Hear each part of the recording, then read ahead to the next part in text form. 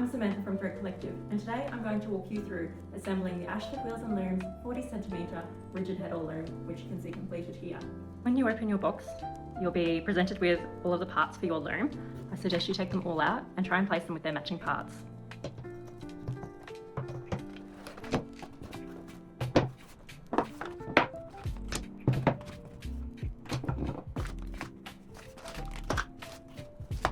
Once you've gotten everything out of the box, grab the little package with your instruction manual on how to assemble the loom, along with a little booklet on learning to weave with the Rigid Heddle Loom.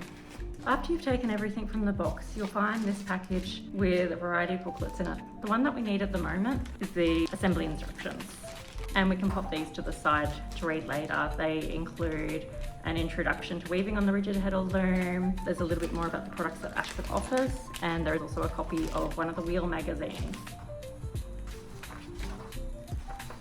So, the first thing we need to do is check all of our hardware and grab the extra tools required, which are a hammer.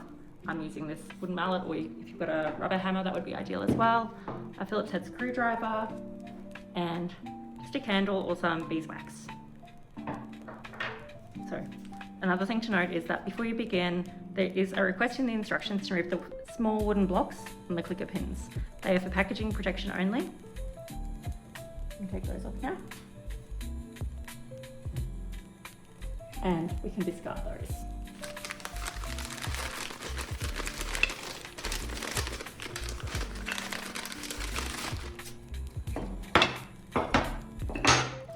Ashford have made it very easy to identify the correct screws and other hardware by including real scale hardware lists. So if you're unsure of which screw to use, be sure to check it against the diagrams.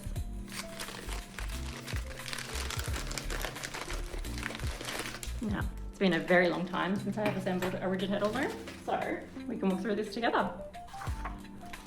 And we should have, this is a 40cm loom, so we're looking at this list here. I'll go around for you. And this is the same for the 40, the 60 and the 80cm wide looms.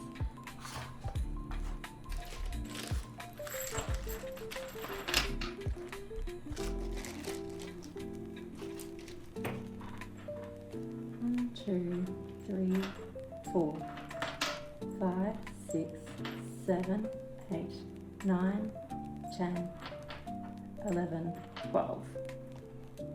And you can see that lines up perfectly. We also have 2 of these,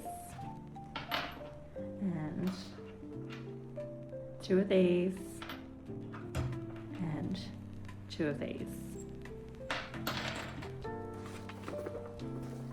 So we have our parts list to check now as well. I recommend always checking that you have the parts for any piece of equipment before you start assembling it.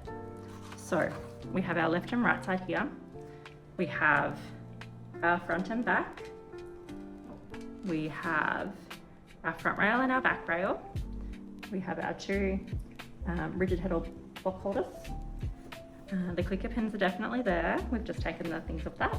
We do have 1 included reach. We've got our walking parts. We've got our cardboard sticks. We have our stick shuttles.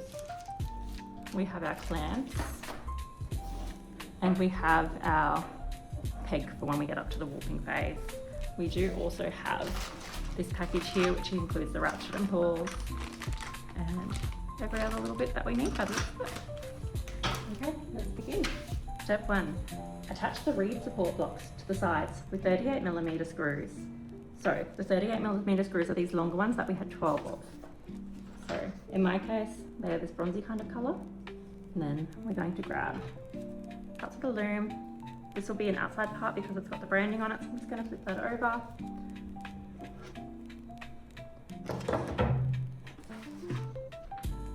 Okay, and then find my block. I'm going to line it up with these holes here. So what you can do at this point is get your candle and just rub a little wax on it. This just helps lubricate to make it easier to get the screws in. So line it up with the hole there. Get my other screw. And just doing the same thing on that side.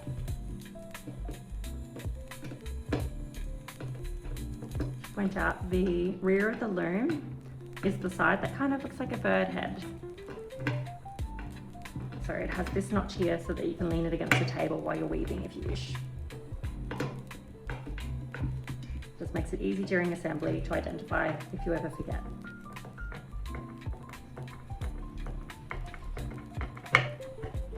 Alright, that's in nice and firm, and now we have to attach it to this side as well. So that way when they're attached, that will sit like that. So same on this side, I'm going to get my 2 screws. I'm just going to apply some wax.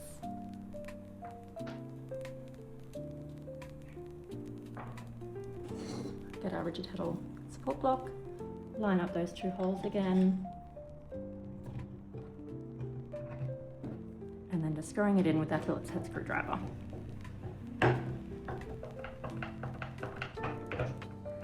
Okay, that's nice and firm. Now, the next step is to attach the 2 pulls to the loom side from inside with 30mm bolts. The bolts being these bits here that don't have a pointy end, nice and flat. I've got this larger head on them here. And the pulls are these parts. Got 1, 2. Now, it says note the clicker pin fits into the gap in the pull. So the clicker pins are those bits that we took the wooden sections off. These parts here. And another one here. So the pulls only go on one side of the loom. So we'll just put this one off to the side for now and make a little more space. Put this over here. So this is the outside of the loom. You can tell that by the logo being on the outside and these pins being on the outside as well. So it does say to take care to ensure the clicker pin does not damage your table while you're doing this. I'm not too worried about this table though, but if you're concerned about yours, you could lay a towel down just to prevent any damage.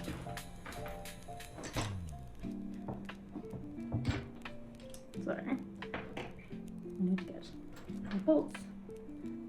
I am going to rub a little bit of candle wax on this one as suggested. It's also important we don't over tighten this section. Then I can pop it here. And then I can put my, flip this over a bit. You can see me tighten it. So we want to make sure we leave about a 0.5mm space with the bolt as we get closer to tightening it here. Just also taking care to make sure that our pull stays in position.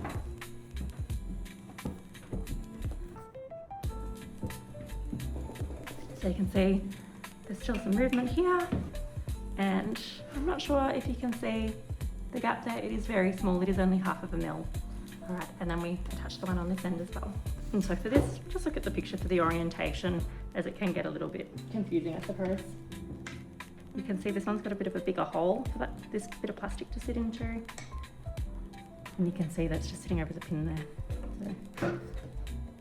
So the idea then is you can click it back and forth as needed. Okay, and lining it up with that hole.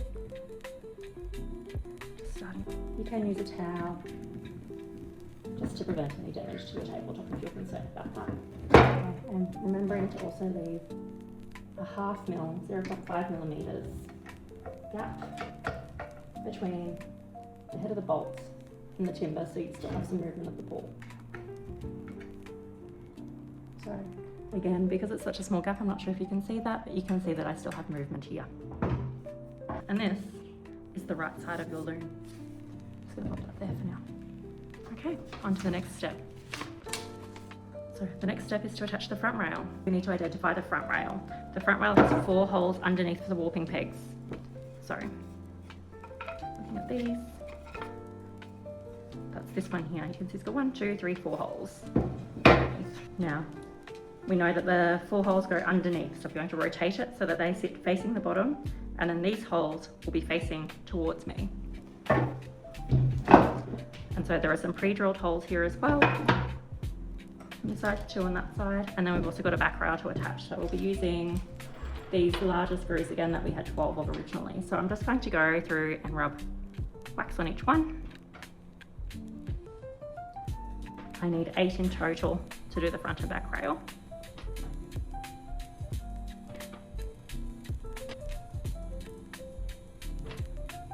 So at the same time, we also want to rub a little bit of wax on the rollers. It says both ends of the front and back rollers, just for lubrication.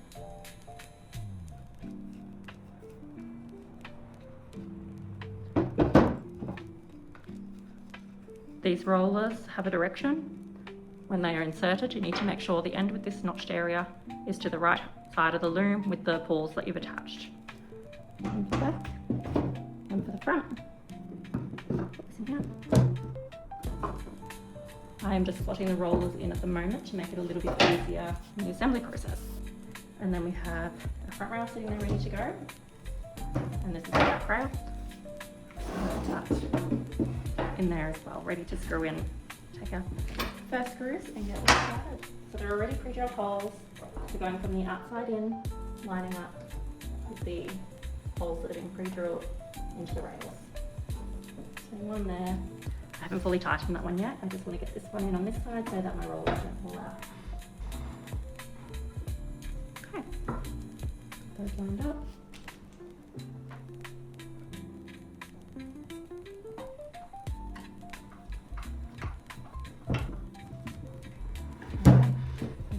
And now I'll go through and fix in the back rail. Okay,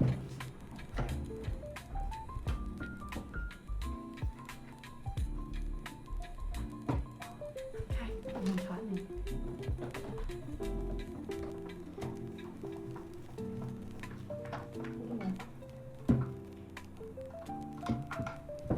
So at this point, you should have the heddle block installed. You should have your pawls attached on either side with some wriggle room. You should have your rollers on, and you should have your front and back rollers on as well. All right, let's move on to the next part. Now we're placing the cogs onto the ends of the rollers. We need to check the teeth engage the pawls and then secure with washers and 25mm screws, which are the last two screws that we have remaining. And we'll also be using the washers. So the cogs, as you would expect, look like cogs. Get 2 of those out.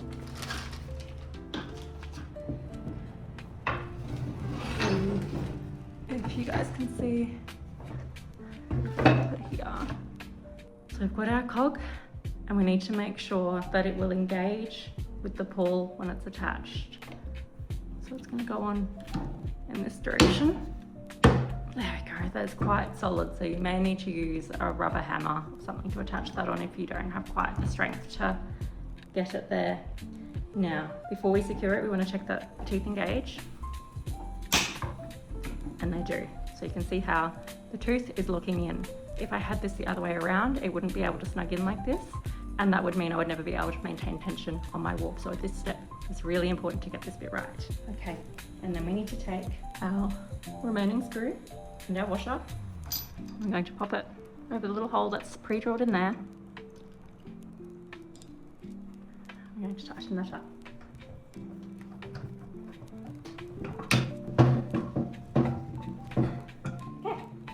One's in, and now I'm going to the same on this side.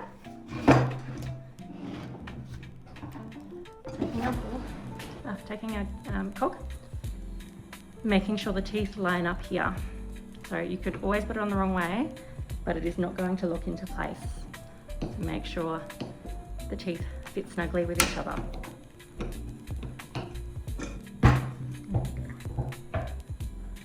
Okay, we need to do the same thing again and secure it. Always double checking that that snugs in.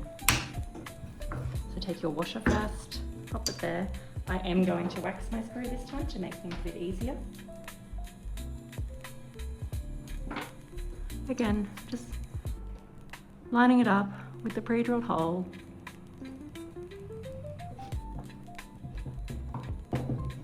We're almost done. Next, wrap candle wax onto the 4 pins on the handles. 1, 2, 3, 4. So next we need the handles. So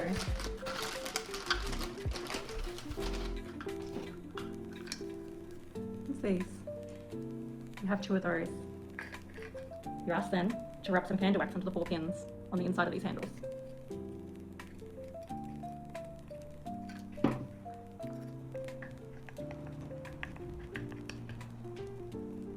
line this up, the pins, with the holes in here. And then you can either take your fist or a soft hammer so they snap into place. So, see if I can do that with my hands.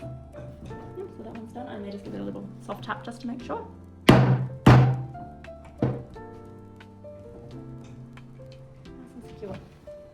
And then the same on this side. Just making sure you're lined up well before doing it.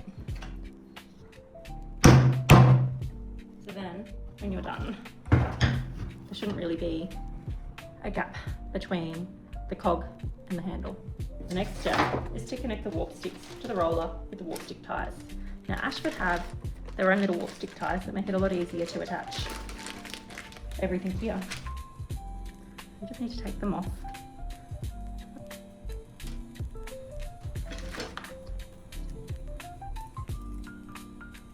Now, you'll notice that these warp sticks are both the same, so it doesn't matter which one you choose to use for the front and back. It does matter which order you attach the warp stick ties though. So you want to take the arrow end and not the flat end. So you're going to poke the arrow head through the hole on the warp stick. Then you're going to figure out which side is the small hole and which side is the large hole on your roller. So this is the small hole and this one is larger. You're going to take the arrow head through the small head and out through the large one. And then that will stop that being pulled back through. And then you go through and just repeat for all of them. So arrowhead through the hole on the stick, through the small hole on the roller, and out through the large.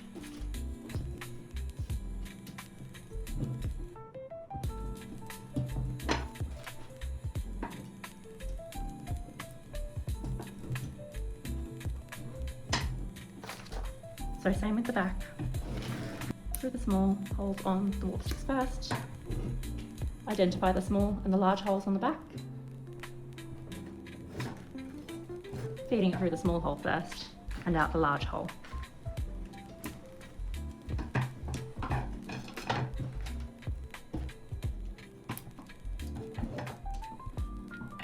And we do have a couple of spares included, but should you ever require additional ones, get in touch with us, we can organise replacements for you. They are one of the few parts of the loom that sees quite a bit of wear and tear. So make sure you store your spares safely.